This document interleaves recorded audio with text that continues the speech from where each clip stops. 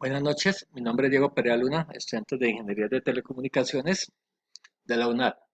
En esta noche le vamos a hablar, me corresponde hablar sobre unidad 2, actividad 2, primer punto que es apropiar conceptos y definir equivalencias de señalización.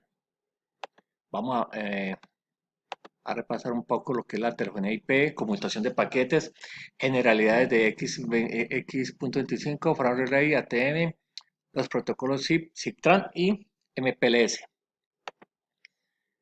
Bueno, como primer punto, como primera parte tenemos lo que es la parte de lo que es introducción, objetivos, características de la telefonía IP y la conmutación. Estas son preguntas del punto A, del punto 1. El, el B es característica de pilas de protocolos X25, Relay y ATM. Punto C, la señalización SIP. Punto D, la señalización SIGTRAN. Y punto E, protocolo MPLS, SWAP, PUSH y POP.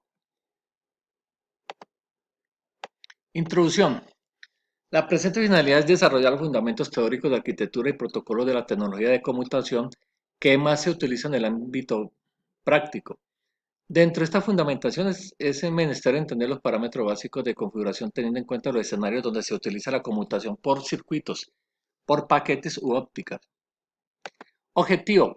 El objetivo es realizar una consulta sobre las tecnologías y los parámetros a configurar en la conmutación. Generar una simulación en GNS3 con una configuración de interfaces y enrutamiento OSPF. Bueno, esto ya le toca al otro compañero, le toca la segunda parte de esta unidad. Preguntas. Aquí iniciamos con las 5 preguntas que tenemos en esta unidad, unidad 2.1. Consulta y describa con su propia palabra las características de la telefonía IP y la conmutación de paquetes. Decimos que la telefonía IP, en la telefonía VoIP, se utiliza la conmutación de paquete para establecer una comunicación de voz. Esta utiliza el protocolo UDP. El efecto de retraso en una llamada es demasiado notorio y reduce la fluidez con la cual se comunicar. De esto estamos hablando de las características de la telefonía IP. En VoIP, al igual que en un proceso de llamada por conmutación de circuitos, se tiene muestreo y digitalización. El proceso de establecimiento de llamadas es un poco similar, sin embargo, se tiene que empaquetar las tramas de información que se envían, se debe multiplexar y codificar. Hay varios estándares en VoIP, se tiene el estándar H.323, SIP, IAX, SCCP, Megacop y, MGCP. Aquí seguimos con el punto A, que es, vamos a ver lo que es la conmutación de paquetes.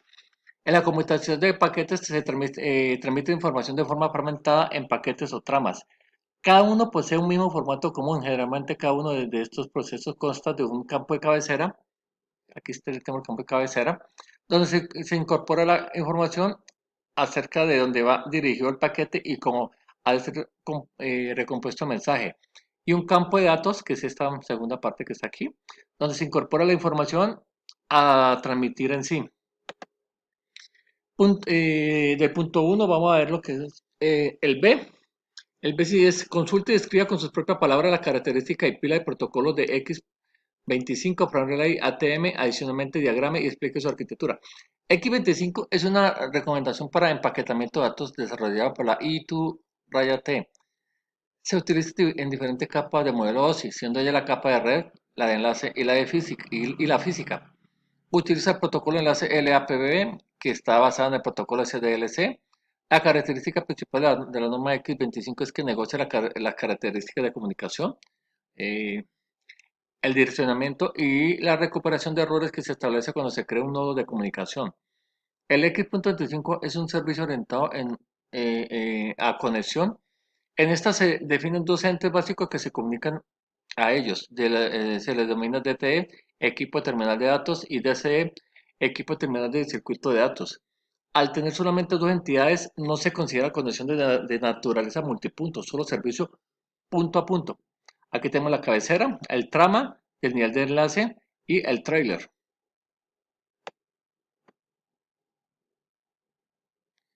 Frame Relay. Frame Relay es una pila de protocolos de que se utiliza para transportar información en redes privadas y públicas. El nombre surge del hecho de trabajar en paquetes de información denominados tramas, la cual es la unidad básica de transporte. Son protocolos que se utilizan con el contexto WAN. Las tramas de Frame Relay se pueden analizar en las siguientes imágenes.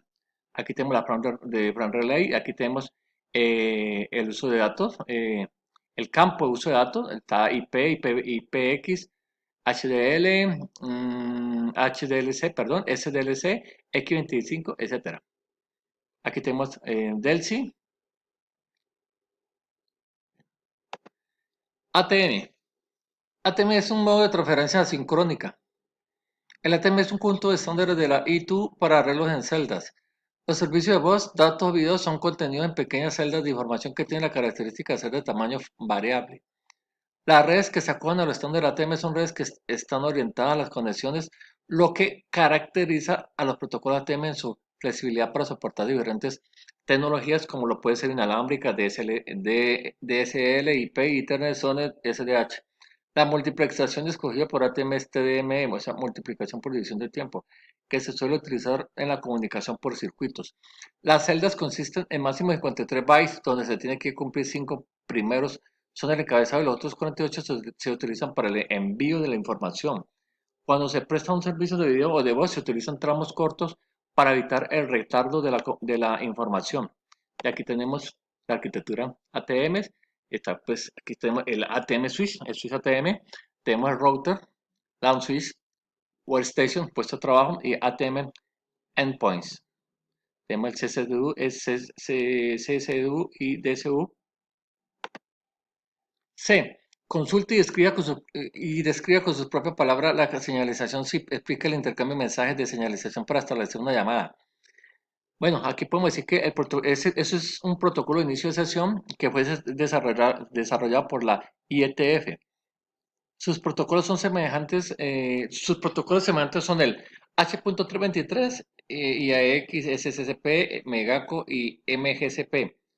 Todos ellos tienen la utilidad de señalizar y establecer el inicio de una comunicación. Entre los protocolos nombrados SIP y H.323 aporta una mayor flexibilidad y extensibilidad debido a que se encuentran bajo libre disposición, distribución y modificación para el Internet.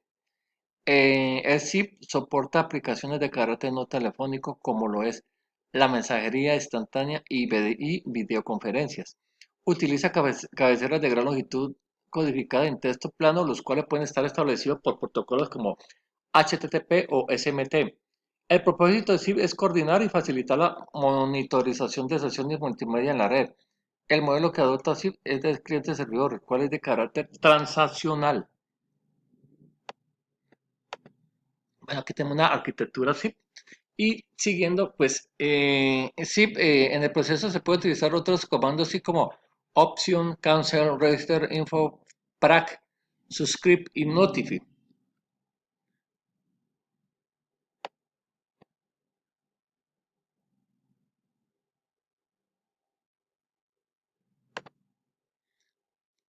Punto D.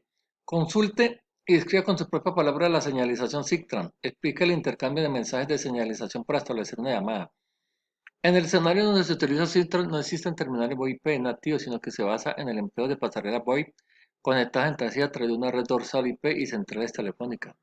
La señalización SIGTRAN se compone de una capa de adaptación donde están las permitidas requeridas por el protocolo PSTN y el protocolo de transporte un protocolo de transporte de señalización que tiene funciones de transporte confiables y un protocolo para utilizar la red dorsal IP. El objetivo final de este conjunto de protocolos es definir una capa de transporte que permita cumplir con los requisitos de señalización SS7. Dentro de SIGTRAN se tienen los protocolos SCTP, M2UA, M2PA, M3UA y SUA. El establecimiento de una asociación STP se puede ver en las siguientes dos figuras. Aquí tenemos establecimiento de la dos S2, de la SCTP. Pasamos a punto E. Consulta y defina con su propia palabra las características generales, los protocolos y el funcionamiento detallado de MPLS. Incluye las operaciones swap, push y pop. MPLS es un protocolo de conmutación Funciona por etiquetas, el cual es compatible con diferentes protocolos como ATM, SONAT, FRAM Relay, Ethernet o en general cualquiera sobre el que pueda funcionar PPP. La motivación para su desarrollo fue la ingeniería de tráfico, o sea, las VPN y la diferenciación de clases de servicio.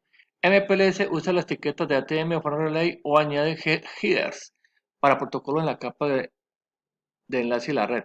Las operaciones que se pueden hacer con las etiquetas al utilizar el protocolo de conmutación MPLS son cambiar swap, añadir push o quitar pop. Ellos se utilizan para determinar cuál va a ser el siguiente salto en la red y hacia dónde se necesita encaminar.